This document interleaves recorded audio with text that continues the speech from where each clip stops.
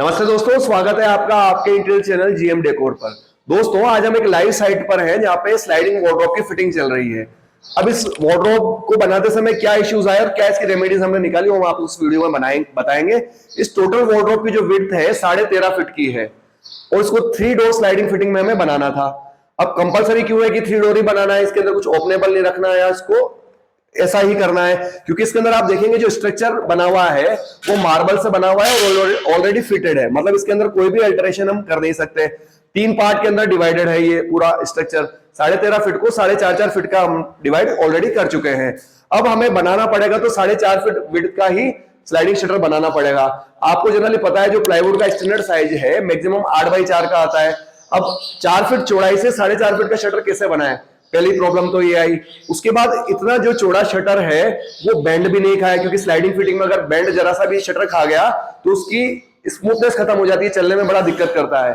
उसके बाद लुकिंग भी अच्छा है, क्योंकि आप देखेंगे हमारा मेन ड्राइंग हॉल है तो उसके अंदर लुक भी अच्छा आना चाहिए। तो ये तीनों ही पॉइंट ध्यान में रखे हमने थोड़ा सर्च किया तो हमें एक्को का ये स्लाइडिंग पार्टीशन फिटिंग मिला। इसके अंदर होता क्या है दोस्तों, 2 पार्ट आते हैं। एक तो इसका ये एज वाला पार्ट हो गया। एज वाले पार्ट में आप देखेंगे मेरे हाथ में इस तरह की यू चैनल आती है जो आसानी से इस तरह से एज पे फिट हो जाती है। ये पीछे वाला पार्ट, ये वाला जो पार्ट है पीछे चला जाता है और फ्रंट में जो 8 mm वाला पार्ट है वो आगे दिख जाता है। इस तरह से ये पूरा कैप लगा हुआ है। उसके बाद होता है एक मिडल पार्ट। मिडल पार्ट इस तरह से टी सेक्शन आता है, आप मेरे हाथ में देख रहे हैं। जो बड़ा वाला सेक्शन है ये पीछे चला जाता है और छोटा सेक्शन इस तरह से आगे आ जाता है। तो 2 पार्ट से मिलकर ये पूरा शटर बना हुआ है। अब इसको बनाने के लिए किया क्या गया है दोस्तों, इस तरह से 4.5 फीट के 4.5 फीट चौड़े पैनल तैयार किए गए हैं। उसके ऊपर लेमिनेट वगैरह लगा के इसको पूरा तैयार किया गया है।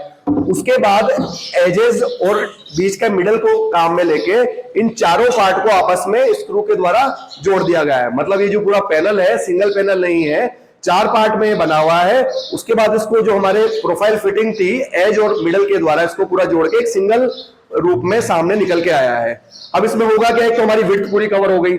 उसके बाद पार्ट में बने होने के कारण ये कभी भी लाइफ टाइम बेंड नहीं खाएगा। बेंड नहीं खाने से इसकी स्मूथनेस हमेशा बनी रहेगी। स्लाइड करते टाइम बहुत ही स्मूथ ये चलेगा।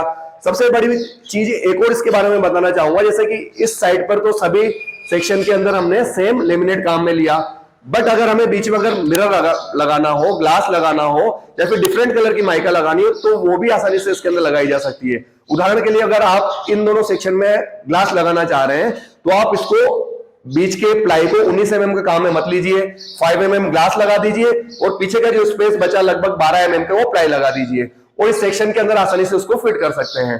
तो इस तरह के कुछ इमेजेस भी हमने आपको अटैच किए हैं। इस तरह का लुक अगर आप चाह रहे हैं तो एक्को की ये स्लाइडिंग पार्टीशन की जो फिटिंग है वो काम में लेकर आप इसको बना सकते हैं। इस तरह के और भी प्रॉब्लम्स और उसके रेमेडीज के बारे में आप जानने के लिए आप हमारे चैनल को सब्सक्राइब करिए और जुड़े रहिए। आज का वीडियो आपने देखा, बहुत बहुत धन्यवाद। जय हिंद, वंदे मातरम।